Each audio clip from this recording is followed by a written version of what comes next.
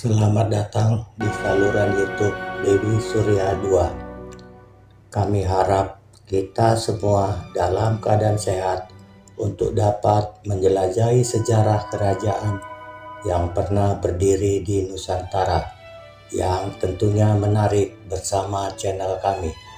Mari berinteraksi bersama kami melalui kolom komentar. Tekan tombol like dan subscribe agar tetap terhubung dengan konten menarik kami lainnya di masa mendatang.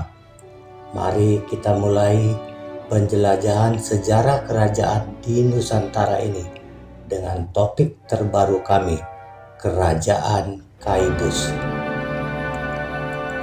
Kerajaan Caibus atau Petuanan Teminabuan adalah satu pemerintahan tradisional suku Tehit. Petuanan ini merupakan yang dianggap paling berpengaruh di wilayah Teminabuan.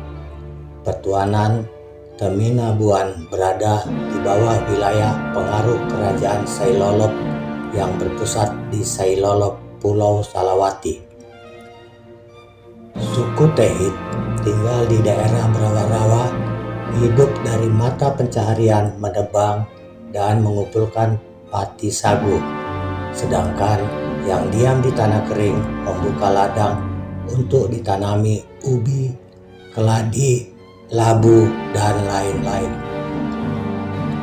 Suku Tehit dipimpin oleh raja-raja kecil yang berkedudukan di 4 buah weri atau bandar, yaitu Weri Ambuam atau Teminabuan, Weri Sar, Weri Konda, dan Weri Kasrer atau Seribau. Raja yang paling dominan berkedudukan di Teminabuan, gelarnya Caibus atau Woronemin. Masyarakat Tehit terdiri atas beberapa klan patrilineal. Anggota klan disebut Wendla dan pemimpinnya disebut Nahohok. Kepemimpinan ini terutama kelihatan dalam masalah kemasyarakatan, seperti dalam masalah pembagian harta waris, aturan perkawinan, pelanggaran adat, dan sebagainya. Nahohok sendiri harus memimpin musyawarah atau lelek wamat untuk memutuskan suatu perkara. Keputusannya memerlukan pertimbangan dari sekelompok orang tua-tua bijaksana yang disebut nasembah atau penengah. Pada zaman dahulu, lelek wamar juga berfungsi sebagai lembaga ritual perantara antara Nakoin atau manusia dengan tali Anggameri atau Khalik sang pencipta yang disebut Naagau Allah. Teminabuan atau Inanwatan juga tercatat pernah berada di bawah pemerintahan Kesultanan Tidore atau Jeb Welstur pada masa akhir berdirinya. Tercatat dalam sejarah 3 orang dari wilayah Teminabuan dan Ayamaru ditetapkan sebagai raja. Mereka adalah Angguo Konjol, Flevle Konjol sebagai Raja Caibus, Isabesi Tesia sebagai Raja Siribau, Boeroy Solosa sebagai Raja Ramu atau Ayamaru, kemudian juga Raja Kambuaya. Ketiga raja tersebut diangkat oleh utusan Kesultanan Tidore di kampung Wersar dekat Sungai Caibus. Sebagai bukti pengangkatan, mereka menerima medali dan tongkat kebesaran serta songkok. Surat pengangkatan itu tertulis dalam bahasa Belanda dan bahasa Melayu.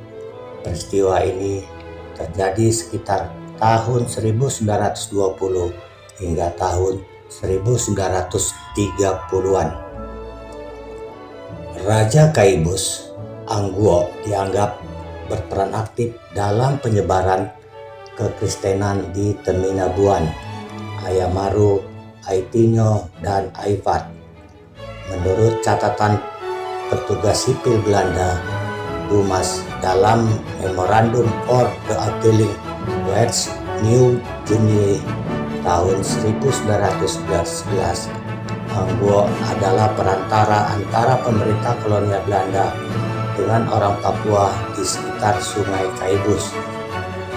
Beberapa lagu vokal juga menceritakan kisah perjalanan Angguo sebagai pahlawan dari Sungai Kaibus hingga Sungai Seremuk. Ia digambarkan sebagai orang kuat yang berkuasa atas wilayah pesisir dari Inanwatan sampai Tanjung Sele. Ia juga sukses menangkap budak yang kemudian dijual kepada kerajaan-kerajaan di Semenanjung Oning maupun kepada kerajaan di Salawati. Raja yang pernah memerintah di kerajaan ini adalah 1.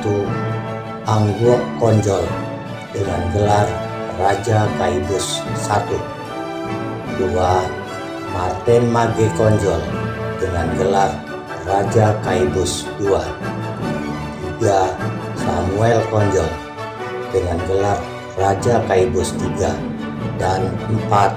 Melkianus Konjol dengan gelar Raja Kaibus IV. Terima kasih telah menonton video kami di saluran YouTube Dewi Surya 2. Semoga Anda menikmati video yang kami sajikan. Jangan lupa tekan tombol like dan subscribe agar tetap terhubung dengan konten menarik kami lainnya di masa mendatang. Sampai jumpa di penjelajahan sejarah lainnya. Salam sejarah dari Dewi Surya 2.